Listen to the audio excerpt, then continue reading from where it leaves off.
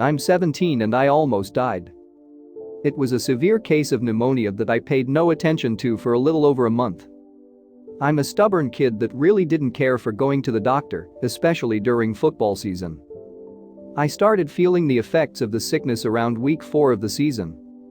It started off small with a cough, then slowly progressed over the next few weeks into severe back pain, vomiting, and the worst migraines I've ever experienced. Being the stubborn teenager I am though, I pushed on through the pain. I played all of the way through the 9th game of the season. The next few days went by normally and I felt okay. I was still in pain, but I refrained from telling anyone for fear football would be taken away from me. I practiced with the team on Monday and went home where I eventually took a shower and got ready for bed. Around nighttime when I was resting the pain usually subsided and I was able to sleep. It felt as if I had just closed my eyes when I awoke to feeling as if a 600-pound man were sitting on my chest. I couldn't get any air to my lungs. I sat there for a minute unable to move. My lungs burned for more air as I breathed in what little I could find. I tried to compose myself. I needed to get up and get to a hospital. I was in no shape to drive obviously, so of course I needed to get to my parents' room. I struggled getting out of my bed and stumbled to the wall. I rested my head up against it, trying my best to keep my head straight. Things were starting to get fuzzy. I pushed myself off of the wall and started walking slowly down the hallway, keeping a hand on the wall for support. I passed through the living room and entered my parents' room. I tapped on my mom and she awoke and asked me what was wrong. I was able to muster 3 words: I can't breathe. She jumped out of bed immediately and jumped in the car. My dad helped me into the car and mom sped off quickly, heading to the hospital's Roughly 2 minutes into the drive I started to fade off. I tried my hardest to stay awake, but my vision eventually faded to black as I lost consciousness in the front seat of the family car.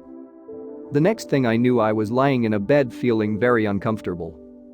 I looked around trying to piece together what had happened.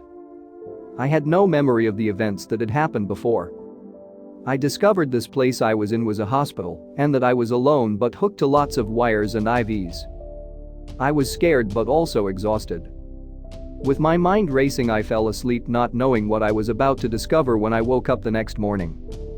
I told you that waking up in hospital was scary, but that wasn't even the worst part. The worst part came when I saw what had happened to all of the people around me. I saw things that I can't explain. Everything seemed normal except for the fact that everyone had been replaced with these things, and I say things because I really have no other way to describe them. They were truly terrifying. They were taller than normal people, standing at right around 7 to 8 feet tall, and all looked similar to each other. They were very skinny with extraordinarily long limbs.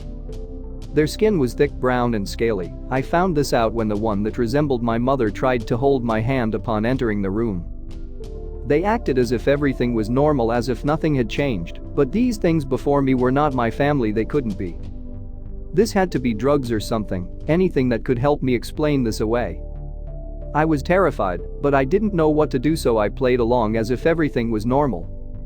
This went on for 2 days. I talked to the doctors, and they told me about what their plans for treating me were.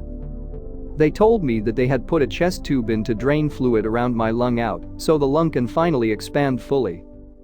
I agreed to their treatment plan and everything was okay for about an hour, until just outside my door I could hear voices and they were talking about me.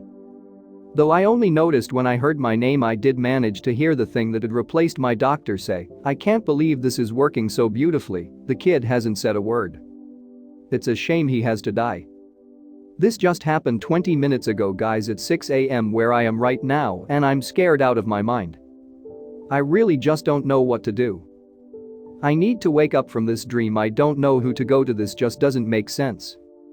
If you guys don't hear from me anytime soon, well, you know.